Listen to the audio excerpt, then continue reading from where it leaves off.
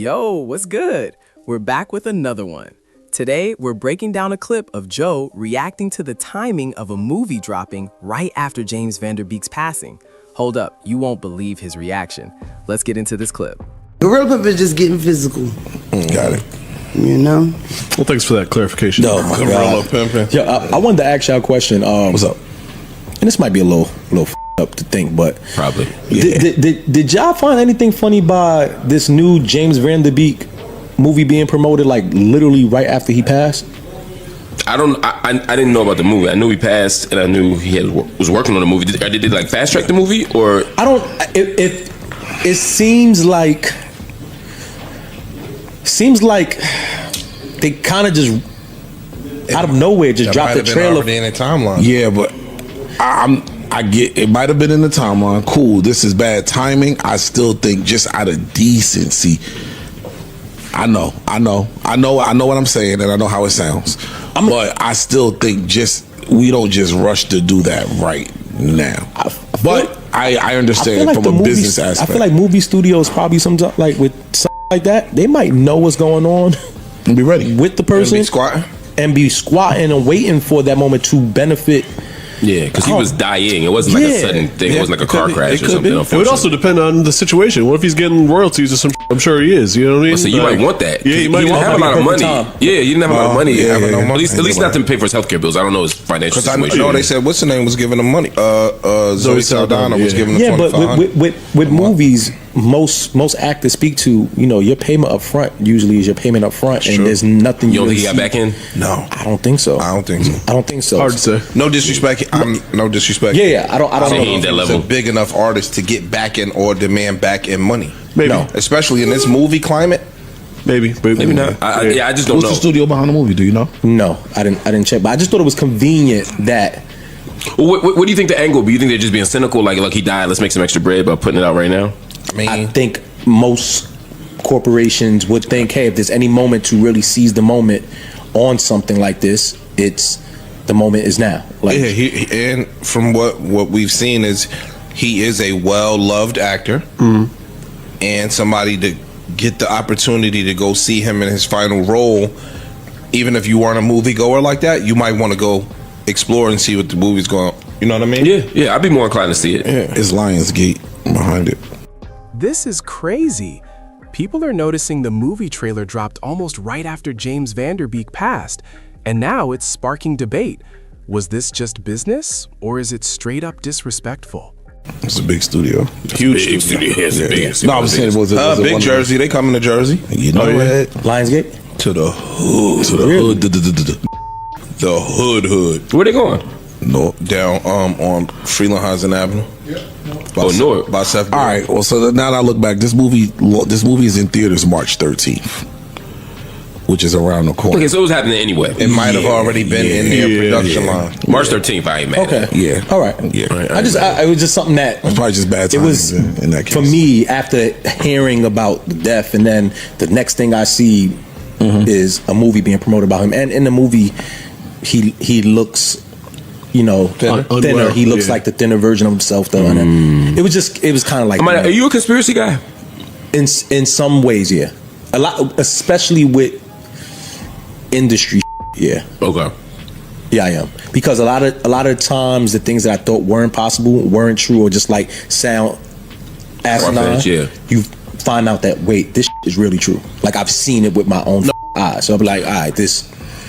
The crazy be it come out 10 and 15 years later.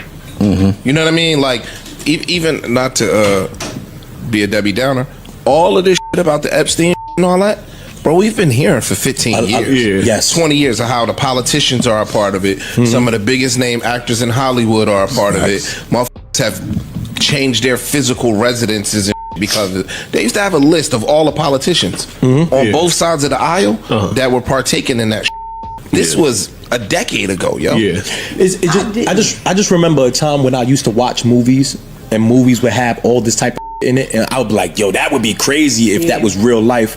And then you start to find out that some of these government are predicated on they slow walking you. So it's just I don't know. I am starting to, the older I get, and I'm starting to see some of the conspiracies I thought back in the day weren't true are actually true. I'm starting to believe more of them. You know, The with first me, I it's heard- the first I heard with kids was when they were doing and help me out a little bit, the QAnon.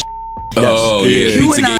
Yes. Pizzagate. The QAnon was all about the Democrats doing, eating babies, doing all this. Epstein didn't really come to my mind until a while after, not long before they did the Netflix documentary. Yeah. And then I'm like, what the you know? And then- so I think that I find it funny that because at the end of the day, that QAnon I started like almost as a joke. It was like a meme page by kids, and then all the crazy MAGA kind of people. And that's the problem when the crazy people get attached. I mean, even when I was in the cult, like we used to hear those stories all the time. I mean, a lot of that stuff About was what? true. About cults and shit? No, about Or about politicians, y'all? about no, specifically about the same shit we're hearing about Epstein now, and all those people, the islands and the abuse and all that shit, sacrifice, all that stuff. We were hearing that in the 90s. What's the one island that they say everyone goes to, every politician outside of the Epstein shit? There's a I don't know. It's a secret society island that. Don't assume Mark would know that.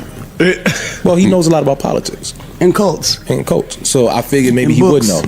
know. But it's a certain island Points that are being everyone made, but I don't. that they would go and they would do their worshiping or whatever the it was. And I This was is some like, Illuminati yeah, some I don't really know. about that. DR.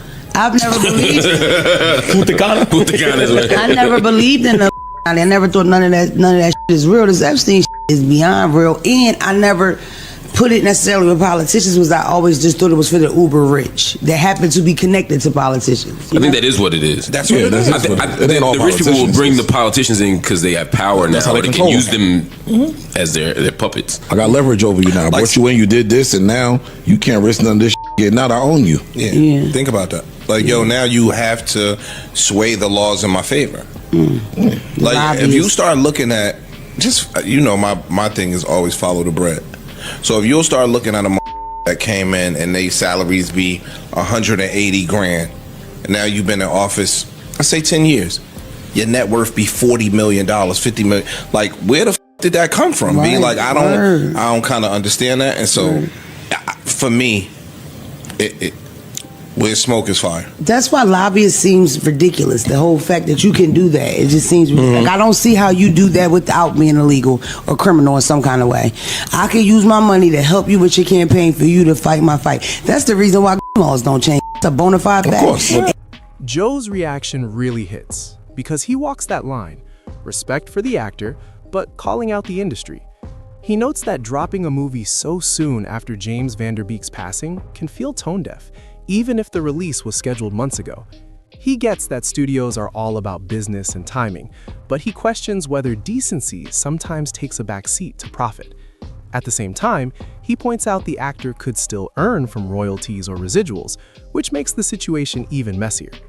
Joe also opens up about noticing the darker sides of industries he loves, sharing his experiences with conspiracy theories and how Hollywood and political events often reveal hidden truths over time. Don't forget, drop a comment and smash that like button.